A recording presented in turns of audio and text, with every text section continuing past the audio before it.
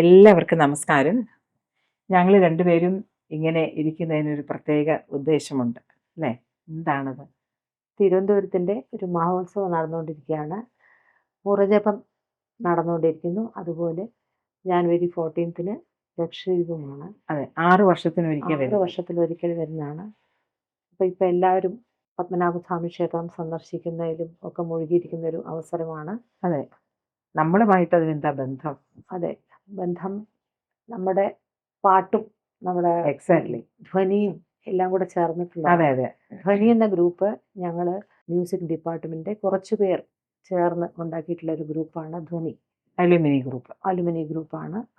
ധ്വനി ഒരുപാട് പ്രോഗ്രാംസ് ഓരോ കൊല്ലവും ചെയ്യാറുണ്ട്. അതുപോലെ ഇവിടെ സ്വാധീന സംഗീത സഭയിൽ ഞങ്ങൾ എല്ലാ കൊല്ലവും ഓരോ പ്രോഗ്രാംസ് അവതരിപ്പിക്കാറുണ്ട് ജാനി ടീച്ചറിൻ്റെ നേതൃത്വത്തിൽ. അപ്പോൾ 2 വർഷം മുമ്പ് ഞങ്ങൾക്ക് അങ്ങനെ ഒരു ക്ഷേത്രകൃതികളെ കുറിച്ചൊരു പ്രോഗ്രാം അവതരിപ്പിക്കാനുള്ളൊരു അവസരം കിട്ടി. അതിനുവേണ്ടി ഞങ്ങൾ ഒരുപാട് പ്രിപ്പയർ ചെയ്ത് നല്ല വിധത്തിൽ അത് പ്രാക്ടീസ് ചെയ്തിട്ട് അവതരിപ്പിച്ചു. അത് നല്ലൊരു എന്താണ് ഓഡിയൻസിൻ്റെ ഒരു സപ്പോർട്ടാണ് ഉണ്ടായത്. അപ്പം ഞങ്ങൾക്കിത് ഒന്ന് പ്രിസർവ് ചെയ്യണമെന്നുള്ള വലിയൊരു ആഗ്രഹം വന്നു.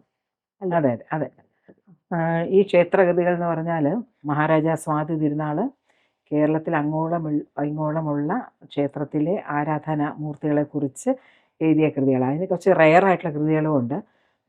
പാഹി പങ്കജ നയന എന്ന് പറഞ്ഞ ഹുസൈനി രാഗത്തിൽ ഗുരുവായൂരപ്പനെ പറ്റി, പിന്നെ ആദികേശവ പെരുമാളിനെ പറ്റി, ഏറ്റുമാനൂരപ്പനെ പറ്റി, ഇങ്ങനെ നമ്മൾ കേട്ട് കാണുന്നുണ്ടെങ്കിലും അത് ഏത് മൂർത്തിയെക്കുറിച്ച് എന്നുള്ളത് പലർക്കും അറിയില്ല. സാധാരണ കച്ചേരികളിൽ അങ്ങനെ അതെ അതെ വരാത്ത കീർത്തനങ്ങളും ഉണ്ട്. അപ്പോൾ ഇതിൻ്റെ ഡീറ്റെയിൽസ് എല്ലാം പറഞ്ഞ് ഉള്ള ഒരു വീഡിയോ ആണ് ഞങ്ങൾ എടുത്തിട്ടുള്ളത്. അപ്പോൾ ആദ്യം റെക്കോർഡ് ചെയ്തു. അപ്പോൾ ഞങ്ങളുടെ കൂട്ടത്തിൽ വീണ വായിച്ചിരുന്ന സൗന്ദരരാജൻ പറഞ്ഞു, ടീച്ചർ നിങ്ങൾ നന്നായിട്ട് ഇത് ചിട്ടപ്പെടുത്തി പഠിച്ചിട്ടുണ്ടല്ലോ, അത് യൂട്യൂബിലിട്ടാൽ എല്ലാവർക്കും പ്രയോജനമാകുമല്ലോ എന്ന് വിചാരിച്ചു. അപ്പോൾ പ്രയോജനപ്പെടുത്തുന്ന ഒരു അതെ അതെ, അപ്പോൾ ഞങ്ങൾ അങ്ങനെ ആലോചിച്ച് അങ്ങനെ തീരുമാനിച്ചതാണ്. റെക്കോർഡ് ചെയ്തു. പക്ഷേ ഇത് എപ്പോഴാണ് പോസ്റ്റ് ചെയ്യേണ്ടതെന്ന് ഇങ്ങനെ നോക്കിയിരുന്നപ്പോഴാണ് ഇത്രയും നല്ലൊരു സന്ദർഭം വീണ് കിട്ടി. അപ്പോൾ ഇതിൽ പല കൃതികളും ശ്രീ പത്മനാഭസ്വാമിയെക്കുറിച്ചും നവരാത്രിയിലെ നവരാത്രി മണ്ഡപത്തിൽ നമ്മൾ ആരാധിക്കുന്ന ദേവിമാരെ കുറിച്ചും ഒക്കെ ഉള്ളത് കാരണം ഇത് വളരെ യോജിച്ചതായിട്ട് നമുക്ക് തോന്നി. അങ്ങനെയാണ് ഈ സംരംഭത്തിന് പുറപ്പെട്ടത്. അപ്പോൾ അങ്ങനെ സ്വാമി ക്ഷേത്രത്തിലെ ഇത്രയും വിശേഷപ്പെട്ട ഒരു സന്ദർഭം തന്നെ അത് റിലീസ് ചെയ്യാൻ കിട്ടുക എന്ന് പറഞ്ഞാൽ നല്ലൊരു ഭാഗ്യമാണ്. അപ്പോൾ ഈ ധ്വനി എന്ന് പറഞ്ഞൊരു ചാനൽ വഴി ഞങ്ങളിത് റിലീസ് ചെയ്യുകയാണ്. അപ്പം കുട്ടികൾക്കും പാട്ട് ഇഷ്ടപ്പെടുന്നവർക്കും ഒക്കെ വളരെ പ്രയോജനകരമായിട്ടുള്ള കൃതികളാണ്. അപ്പോൾ വേണ്ടവണ്ണം അത് പ്രയോജനപ്പെടുത്തുക, അങ്ങനെ ഞങ്ങളെ പ്രോത്സാഹിപ്പിക്കാമെന്ന് ഞങ്ങൾ അഭ്യർത്ഥിക്കുന്നു.